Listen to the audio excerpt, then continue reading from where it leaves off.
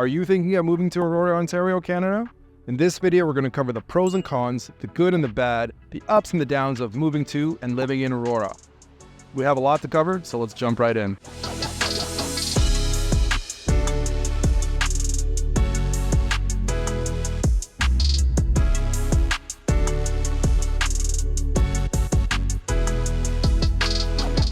If this is your first time to the channel and you'd like to know everything there is to know about moving to Toronto and the surrounding area, such as Aurora where we are today, then subscribe below so you can be the first to learn about the current market conditions in Toronto. My name's Philip and I've been helping families invest in Toronto real estate for over 10 years. So if you're looking to move in 8 days or 80 days, I'd love to hear from you. Feel free to give me a call, shoot me a text, or send me an email.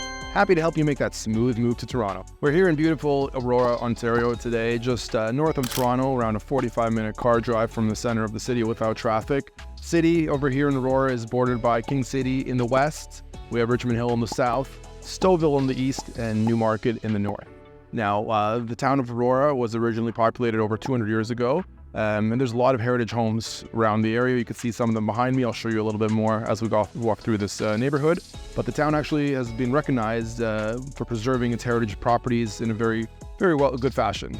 Now let's get into the pros and cons and see what makes Aurora such a great place for families to raise their kids. So the number one pro of living in Aurora is all the cultural events the city puts on for its residents all year round. You'll never run out of things to do for yourself and your family, from the Santa Claus parade in the winter, to the hoedown, to the rib fest, to the street fair. There's a lot going on, and it's sometimes hard to keep up.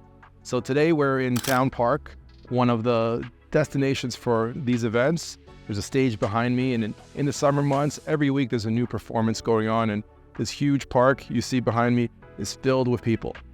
Over thousands of people come here and have a great time and kind of get together with the community. The Santa Claus Parade is another great destination, a place that I've been with my family. All of Yonge Street gets closed down and the parade takes place over the course of several hours, and it's a really very nice thing to enjoy with the family. That's just a selection of the cultural events that happen here in Aurora. Can't get into all of them because there's probably too many to list, but I've been to a lot of them and they're very nice and very great thing to attend with the family. So the next pro I want to talk about is the large variety of different housing options here in Aurora. I touched on heritage homes earlier in the video, and I want to point out this beautiful building behind me, which is a heritage home. It has a heritage title. It used to be a public school in the 1890s, but then more recently a developer converted it into beautiful modern lofts, which are privately owned and can be bought or rented individually. So in addition to heritage homes, we have traditional condominium buildings and the condominium apartments. We have townhomes, we have detached homes, as well as large estate homes on very big lots. But the majority of this town is single-family detached homes. That's kind of maybe 90% of the dwellings here. Condos and heritage homes are just a small fraction out of what's possible in this beautiful city. Okay, the next pro we're going to talk about is all the recreational activities available here for residents of Aurora. Now, the town has a lot of facilities spread out the entire town. It includes indoor tennis, indoor soccer, lawn bowling league, and for the summer, the town has over 18 baseball diamonds and 69 soccer fields for you to enjoy. In addition to that, there's a lot of parks and a lot of playgrounds, as well as splash pads. I'm sitting here in one very modern playground and splash pad that was recently built, but the town has a lot of them spread out the entire town. Now, if you're a golf lover, there's several excellent options available throughout the town for you. On the private side, we have Magna Golf Club, which is a top-tier golf club, featuring 18 holes, and it's been played by some of the best golf professionals in the world, including Tiger Woods and Mike Weir. Another very good private club is the Lebavic Golf Club, which is just on the other side of town. And then on the public side of things, we have St. Andrew's Golf Club, as well as Westview Golf Club. Both very good options. So if you're into golf, this town has a lot of great options for you. All right, the next pro we're going to talk about is the amazing access to nature and trails that's embedded into the city of Aurora. The city was designed in a very unique way where a lot of homes back onto the trail systems, so you can easily access them right from your neighborhood.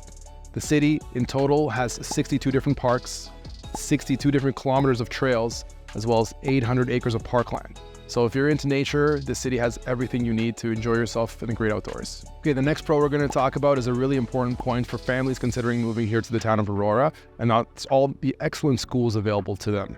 On the private side, we have two great schools that have been around for a very long time, St. Andrew's College as well as St. Anne's School. They are on the private side of things. It is quite expensive, but the level of education is very high. But the public side has very highly rated schools as well. Now, there's kind of three options. Here you can have a traditional English education as well. There's a French immersion school, which teaches all its primary courses in French. And then there's a Catholic school board, which offers kind of Catholic-focused education. All these three options have very, very high-rated schools and great options for families. If you have younger kids in need of daycare services, there's some great options throughout town, including Montessori learning, as well as more traditional schools. A new subsidy introduced by the government has reduced the cost significantly of daycare for all families. However, this new subsidy has also created a bit of a backlog and a waiting list for most daycare. So if you're planning on moving here in the next few months, you definitely want to put your kids on a waiting list ahead of time, so make sure you have school available for them as soon as you arrive. The next pro we're going to talk about is the safety and security of the town of Aurora. Now, Aurora has a historically quite a low crime rate, and which makes it a great destination for a lot of families and why people choose to relocate up here a little bit further from the hustle and bustle of the city, but you get the sense of family and sense of community that comes with a city like Aurora. Okay, the next pro we're going to talk about is all the different ways you can get downtown from Aurora. Now, if you're working downtown, you definitely want to find a way to get down there because we are about a 45-minute drive, but in the morning that could be a lot longer with rush hour traffic. It could be as much as an hour and a half, right?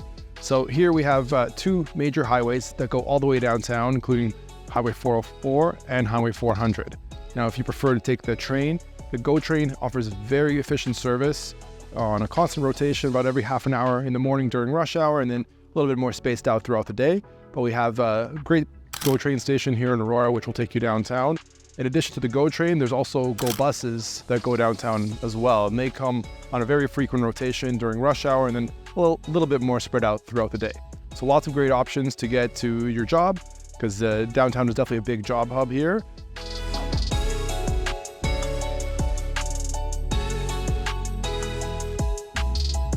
Okay, now let's get into some of the cons of living here in Aurora. And the first con I want to talk about is the fact that Aurora is very much a commuter-based city. It's quite spread out and a lot of distances need to be covered on your daily commute. So if you're moving here with a partner, you most likely will need 2 cars to get around. So I just want you to keep that in mind when you're planning your budget for your trip over here to your move to Aurora, is 2 cars will probably be needed in your budget. Okay, the next con we're going to talk about today is the low affordability of housing here in Aurora. Now, the city of Toronto has gone through some exponential price growth over the last 5 to 10, 15 years, and that's affected all the suburbs, including the town of Aurora, just here north of the city of Toronto. Now, let's give you some examples to help with your budgeting. If you're looking for entry-level family home, we're going to be in the low $1 million price points. If you're looking more of a luxurious family home, we're going to be in the high $1 million to the low $2 million price points. And if you're looking for something smaller, like an entry-level condo, those could range from anywhere from $500,000 to just $1 million, just under the $1 million price point. So there's some examples so you have an idea. If you do want to rent when you first move here, that's also an option. A house would range from $3,000 to around $5,000 as a rental option when you first move to the city. Then you can figure it out and potentially buy a place in the near future. All right, the next con we're going to talk about is the harsh winters that we experience here in Toronto and the suburbs around Toronto. Now, Aurora is a little bit north of Toronto, as I mentioned, which means it's actually a little bit colder than Toronto, and it does get a little bit more snow. So on average, we have winter from, around 3 to 4 months of the year, and we can get anywhere from 1 to 2 feet of snow during a major snowstorm. So the plus side of this is the city of Aurora has a very good crew to clean up snow, sidewalks, the streets. They're all cleaned up within 12 to 24 hours of a snowstorm taking place, so everyone can get to work, get about their day. But if you haven't experienced snow, it's definitely going to be shocking for you. Something I would definitely research more before coming here because it is quite the experience. Okay, the next con we're going to talk about is the fact that there are no indoor shopping malls in this town of Aurora. There's a lot of strip malls, a lot of different areas you can drive to and get your daily groceries, get some clothes, go out to eat, go to a bar. We have a lot of that. But if you're looking for indoor shopping mall, something a bit more fancy, a little bit more high-end, you have to travel either north to Newmarket to Upper Canada Mall, or you have to go to Yorkdale in Toronto, or you have to go to Markville Mall in Markham. So that's kind of the only downside in terms of shopping indoor-wise, is you got to travel a little bit. But for strip malls and everything else, they have everything we need over here in Aurora. Hope you guys found this video informative as you ponder your potential move. And if you've decided to make the move to Toronto yourself, whether it's in 8 days or 80 days, I'd love to hear from you. Feel free to give me a call, shoot me a text, or send me an email. Happy to help you make that smooth move to Toronto. That's it for today. See you guys on the next video.